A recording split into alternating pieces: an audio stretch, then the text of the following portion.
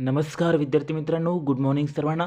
बघा, MPSC combine group बीची तुमची एक्झाम जी आहे ती या ठिकाणी 4 जानेवारीला शेड्यूल्ड आहे। 4 जानेवारीला याची प्रिलिमिनरीची एक्झाम जी आहे ती कंडक्ट होणार आहे। तर या संबंधित बघा अतिशय महत्त्वाची अपडेट आलेली आहे की MPSCमध्ये बघा PSIच्या वयोमर्यादामध्ये वाढ होण्यासाठी सर्वत्र बघा विद्यार्थ्यांनी प्रयत्न चालू केलेले आहे। वारंवार याच्यासाठी परीक्षा जी आहे ती पुढे ढकलल्या जात आहे। बघा 2-3 परीक्षा जी आहे ती आपली पुढे गेलेली आहे। तर आणखीन एक मोठी अपडेट आलेली आहे PSI वय वाढ संदर्भात। तर बघा ज्यांची वयोमर्यादा या ठिकाणी संपलेली आहे आणि वयोमर्यादा ओलांडलेल्या विद्यार्थ्यांना या ठिकाणी संधी मिळण्याची या ठिकाणी चान्स जो आहे तो त्यांना मिळालेला आहे। तर ही बातमी काय आहे, संपूर्ण बातमी आपण या व्हिडिओमध्ये बघूया। त्यापूर्वी बघा चॅनलला नवीन आले असाल तर चॅनलला सबस्क्राईब करून घ्या। तर सर्वात मोठी अपडेट जी आहे ती ही आलेली आहे। तर या ठिकाणी बघा वय वाढ होण्याचे चान्सेस जे आहेत ते आता वाढलेले आहे। तर काय बातमी आहे नेमकी तर ती आपण बघूया।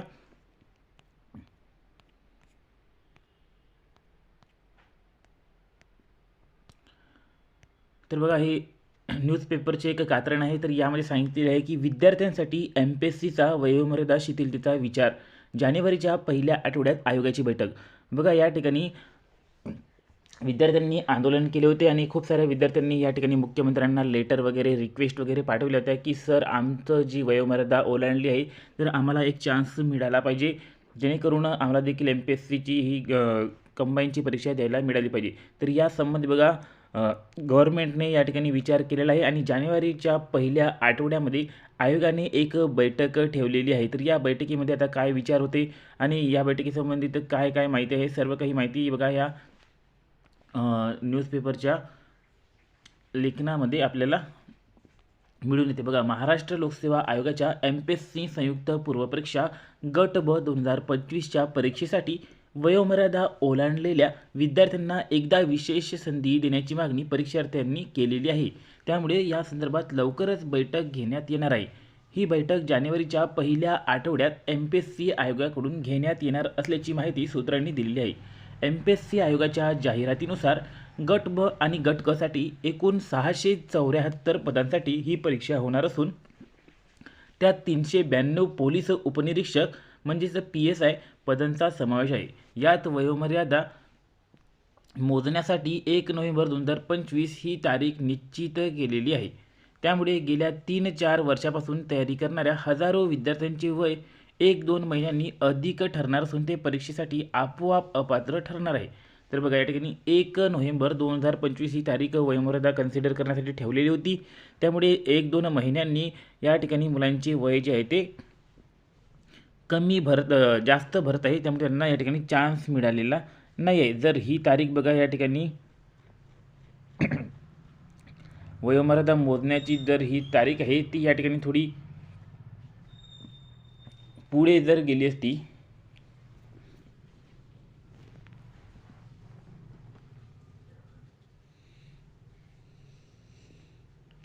तर खूप साऱ्या मुलांना या ठिकाणी चान्स मिळाला असता।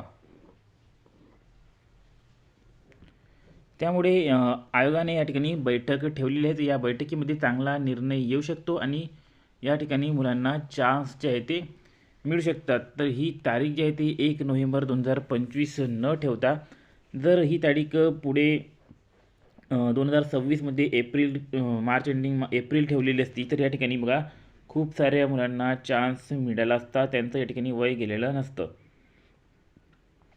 त्यामुळे बघा परीक्षा वारंवार स्पर्धा परीक्षार्थी विद्यार्थ्यांनी सांगितले की नियोजित वेळापत्रकानुसार जर परीक्षा झाली असती तर अडचणी आल्या नसत्या। बघा जे वेळापत्रक होतं या ठिकाणी कंबाईन ग्रुप बीचं त्या वेळापत्रकानुसार परीक्षा झाली नाही, नोटिफिकेशन आली नाही, त्यामुळे खूप साऱ्या विद्यार्थ्यांनी बघा या ठिकाणी संधीचा फायदा मिळालेला नाही। तर त्यांनी सांगितले की जर परीक्षा ही वेळापत्रकानुसार झाली असती तर आम्हाला चान्स मिळाला असता, अडचणी आल्या नसत्या। परंतु आधी तांत्रिक कारणाने आणि नंतर पावसामुळे परीक्षेच्या तारखेत बदल करण्यात आले आणि आता बघा निवडणुकीमुळे जानेवारीत परीक्षा केली, त्यामुळे अनेक उमेदवारांनी त्या तारखेपर्यंत वयोमर्यादा निघून गेल्याचे सांगितले। तर बघा अतिशय चांगला निर्णय सरकारने घेतलेला आहे तर जानेवारी महिन्यात याची बैठक होणार आहे आणि या बैठकीमध्ये पॉझिटिव्हच निर्णय जो आहे तो सरकारतर्फे घेण्यात येणार आहे.